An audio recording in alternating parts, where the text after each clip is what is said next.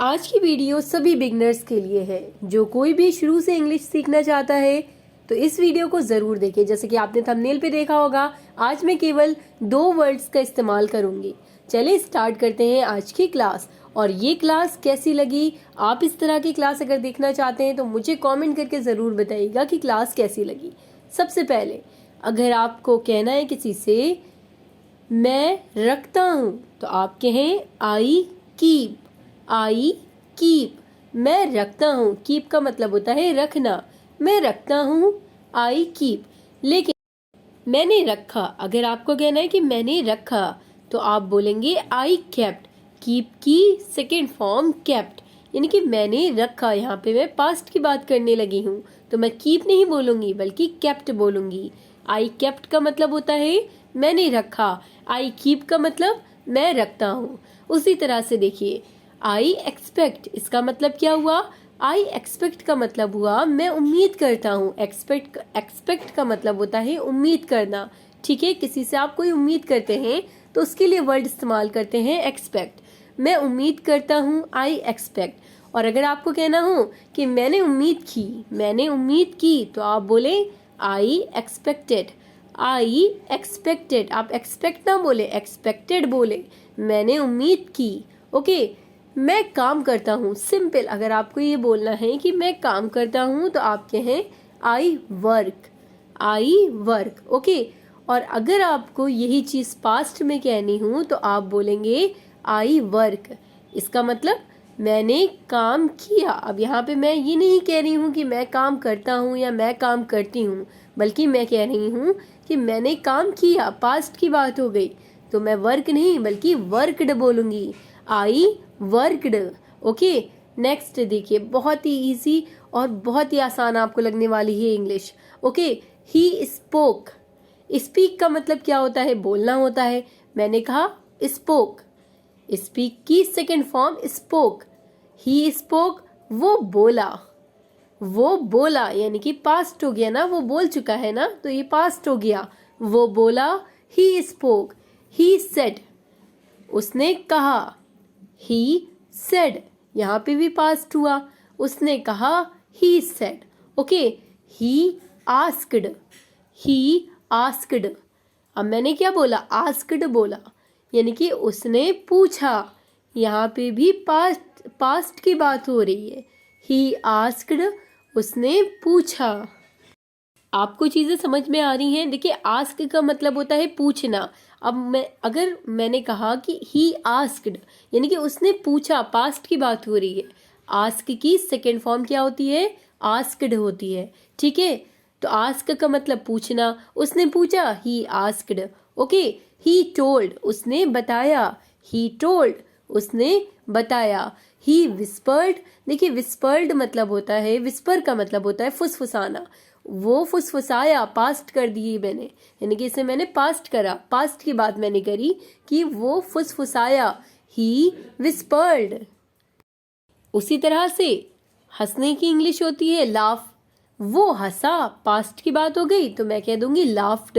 ही laughed, वो हंसा। ही laughed. Okay, अब मैंने कहा ही स्माइल्ड। स्माइल का मतलब क्या होता है? मुस्कुराना होता है। ठीक है, ही स्माइल्ड यानी कि वो मुस्कुराया। वो मुस्कुराया। ठीक है, वो मुस्कुराया। ही स्माइल्ड। उसी तरह से अब मैंने स्माइल्ड वर्ड को हटा दिया, शाउटेड बोल दिया। शाउट का मतलब क्या होता है? चिल्लाना होता है। और अगर आपको कहना है कि वो चिल्लाया, यानी कि पास्ट की बात आप कर रहे हैं, वो चिल्लाया, ही शाउटेड। ही शाउटेड। ठीक है, उसी तरह से अगर आपको नहीं पता है तो ग्रम्बल का मतलब क्या होता है? ग्रम्बल का मतलब होता है बड़बड़ाना। और मुझे कहना है कि वो बड़बड़ाया, ही ग्रम्बल्ड। ही ग्रम्बल्ड। ठीक है, उसी तरह से अगर मुझे कहना है कि वो रोया तो रोने की इंग्लिश क्या होती है? क्राई। लेकिन वो रोया, he cried. Okay, he cried, वो रोया।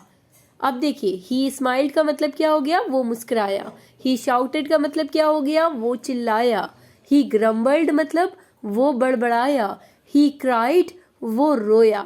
आई ट्राई, सिंपल मैंने बोला ट्राई, यानी कि मैं कोशिश करता हूँ। मैं कोशिश करता हूँ या मैं कोशिश करती हूँ, आई ट्राई।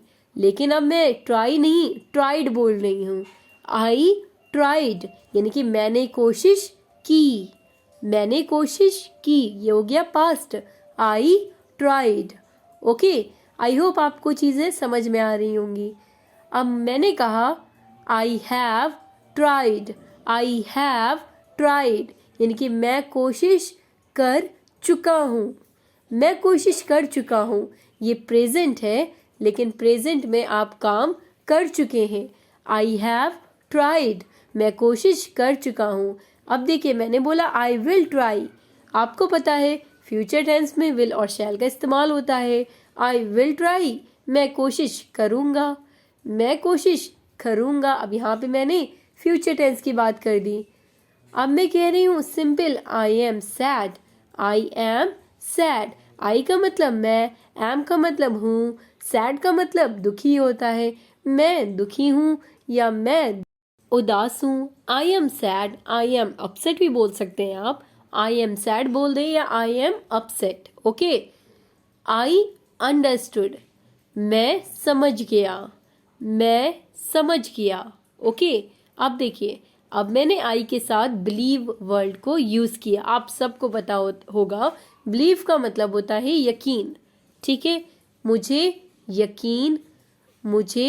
यकीन है। आई बिलीव, आई बिलीव, मुझे यकीन है। आई गेस, आई के साथ मैंने गेस वर्ड का इस्तेमाल किया। गेस का मतलब होता है अंदाज़ा लगाना। आई गेस, मेरा अंदाज़ा है। आई गेस, यानी कि मेरा अंदाज़ा है। आई गेस ऐसा होगा, आई गेस वैसा होगा, ऐसा बोलते हैं, यानी कि मेरा अंदाज़ा है। I guess. ओके, अब देखिए, अब मैंने आई के साथ थिंक वर्ड को जोड़ दिया तो बन गया आई थिंक। थिंक का मतलब क्या होता है? सोचना। आई थिंक, मैं सोचता हूँ। आई थिंक, मैं सोचता हूँ। ठीक है, यानी कि मेरा ख्याल है। आई थिंक, ये भी सेंस इसका निकलता है। आई के साथ अब मैंने एक्सेप्ट। ठीक है, एक्सेप्ट का मतलब होता है स्वीकार करना। किसी को एक्सेप्ट करना यानी कि स्वीकार करना। आई एक्सेप्ट, मैं स्वीकार करता हूँ। मैं स्वीकार करता हूँ। अब मैंने एक्सेप्ट वर्ड हटाया, एग्री वर्ड जोड़ दिया। आई एग्री, यानी कि मैं सहमत हूँ। मैं सहमत हूँ। I agree. अब मैं कंसीडर, अब मैंने एग्री वर्ड हटाया, कंसीडर वर्ड को ऐड कर दिया। कंसीडर का मतलब होता है यानी कि मैं मानता हूँ। आई कंसीडर, मैं मानता हूँ। आई थिंक, मैं सोचता हूँ। आई एक्सेप्ट, मैं स्वीकार करता हूँ। आई एग्री, मैं सहमत हूँ। अब देखिए, मैंने आई के साथ फील वर्ड को ऐड किया तो बन गया आई फील, यानी कि मुझे महसूस होता है या मुझे लगता है। आई फील, मुझे लगता है। Okay, simple. आई नो, इसका मतलब आप सबको पता होगा, काफ़ी वीडियोस में मैं आपको बता चुकी हूँ। आई नो का मतलब होता है मैं जानता हूँ। और अगर मैं कह दूँ आई न्यू, KNEW, तो आई न्यू का मतलब क्या होगा, ये आप मुझे कमेंट करके बताएं। और आज की क्लास कैसी लगी? क्या आप इसी तरह की क्लास देखना चाहते हैं? मुझे कमेंट करके ज़रूर बताएं। ये क्लास मुझे लगता है जो कोई भी बिगनर है उसके लिए काफ़ी हेल्पफुल होगी। तो सभी इंग्लिश जो सीखना चाहते हैं वहाँ तक इस वीडियो को पहुँचाएं, लाइक करें, शेयर करें, सब्सक्राइब करें। Thanks for watching.